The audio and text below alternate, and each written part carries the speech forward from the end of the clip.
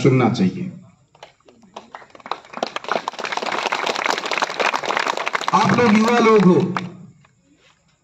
और आपको खुद के विचारों पर कभी लगाम नहीं लगानी चाहिए। आपके भीतर तो विद्रोह की भावना होनी चाहिए। मैंने इनको कहा कि जब मेरा टिकट कटा, खैर अब चुनाव जीत गया, तो कल का या परसों का आपको किस्सा सुनाता हूं कि वैभव गहलोत जी जोधपुर आए थे और सर्किट हाउस में बैठे किसी एनएसयूआई पार्टी के पदाधिकारी को बातचीत की, तो वहां पर कहा उन्होंने उसके कि अरविंद सिंह चाहता क्या है कि पहले रविंदर सिंह भाटी मुख्यमंत्री जी के पीछे पड़ा, ये अरविंद सिंह भाटी मेरे पीछे पड़ गया।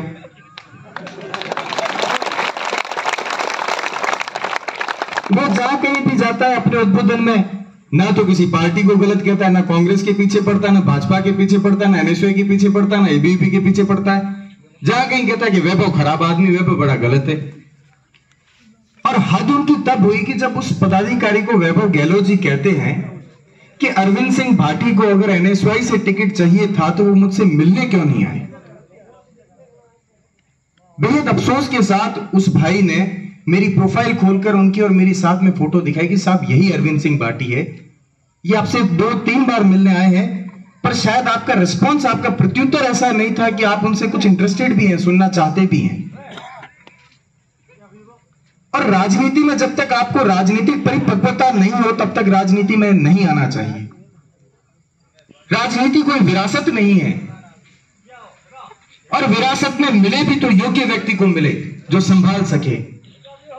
अन्यथा धृतराष्ट्र से हस्तिनापुर दुर्योधन को मिल रहा था, फिर हस्तिनापुर की जो दुर्गति हुई वो हम सबको पता है। इसलिए हमारी जिम्मेदारी है कि हमें योग्य युधिष्ठिर को ही मंच पर बिठाना है, सत्ता में बिठाना ही आप लोगों की जिम्मेदारी है।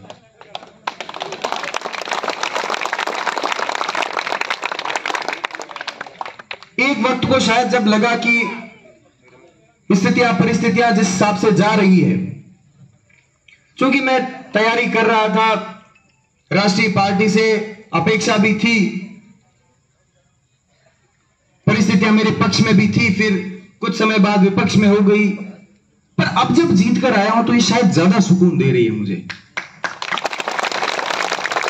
मैं खुद को स्वतंत्र महसूस कर रहा हूं, मेरे विचार स्वतंत्र महसूस कर रहे हैं कि मैं जहां कहीं जाऊं, जो कुछ भी चाहूं कह सकता हूं, मैं आजाद हूं, मेरे लफ्ज आजाद हैं।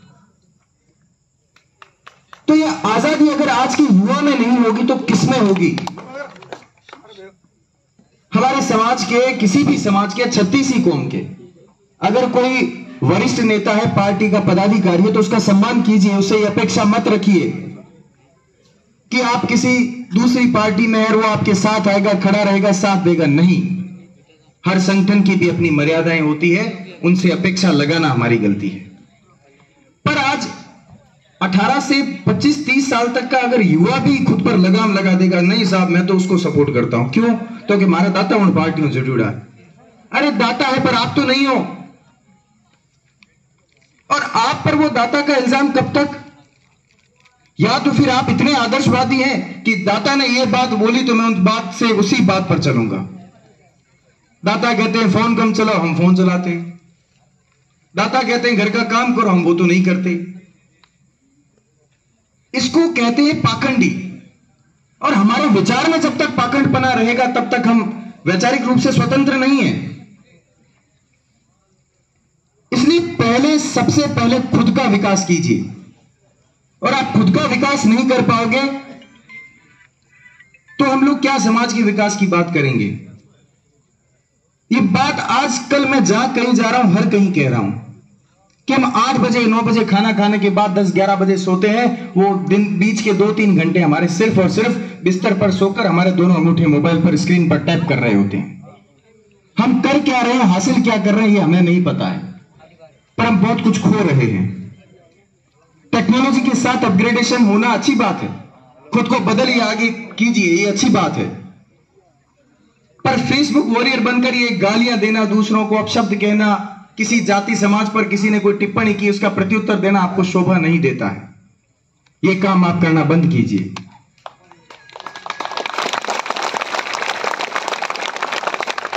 आपके दायरे बढ़ेंगे तब आप ये चीज अपने आप समझेंगे। हो सकता है कि मेरी ये बात भी आप 1-2 दिन समझें फिर नजरअंदाज कर लें।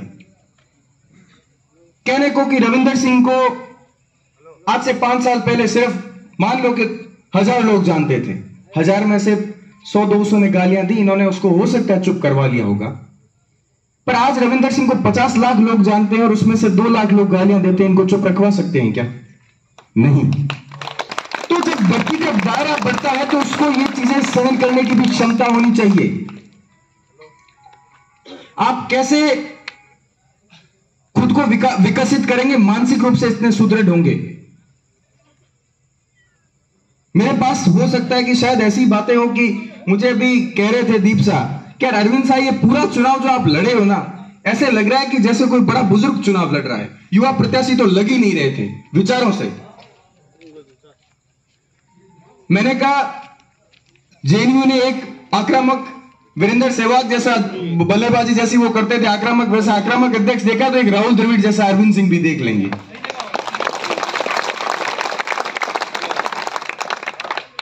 चुनाव जीतने के बाद जब हनुमंत राज को छात्रावास गया तो सरदार हौसल के साथियों से मिला और मैं जानता था इस चीज को। मैंने कहा यार 1 साल बाद जब मेरे नाम के आगे पूर्व लग जाएगा तब इनकी जो अपेक्षा है, इनकी शिकायतें बड़ी होगी मुझसे, और उन शिकायतों का मैं जवाब कैसे दूंगा? या तो ये शिकायतें होगी यार अरविंद साहब ने इतनी जोर से टेबलें नहीं बजाई या इतना जोर से विरोध नहीं किया। मैंने कहा रवसा आपका काम करना चाहते थे और काम करने के लिए उनकी शैली आक्रामक थी, पर आपका काम होता था। मैं प्रयास करूंगा कि रक्षात्मक या न्यूट्रल शैली से भी आपका काम हो, मैं उसके लिए प्रयास करूंगा।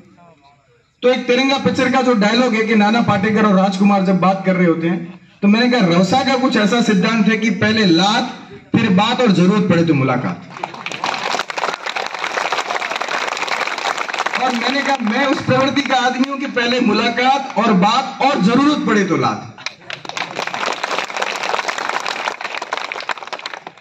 खैर ये दौर है, इंसान को जीना चाहिए, संघर्ष करना चाहिए।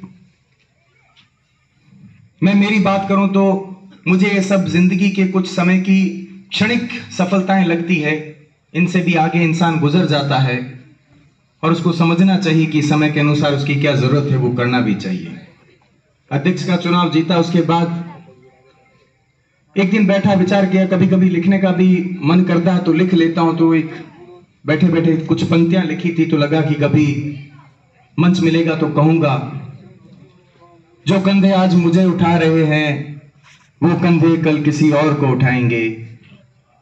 जो भीड़ आज टकटकी लगाकर मुझे देख रही है, कल उस भीड़ में खड़ा मैं किसी और को देखूंगा। ताजपोशी का ये दौर भी बीत जाएगा, एक वक्त आएगा जब पीछे बचेगा व्यक्ति और उसका किरदार। एक दौर आएगा जब अध्यक्ष पीछे रह जाएगा और अरविंद आगे निकल जाएगा। आप सबने यहां बुलाया, अतुल्य मान सम्मान प्रेम दिया, आपका बहुत बहुत आभार, बहुत बहुत साधुवाद, धन्यवाद।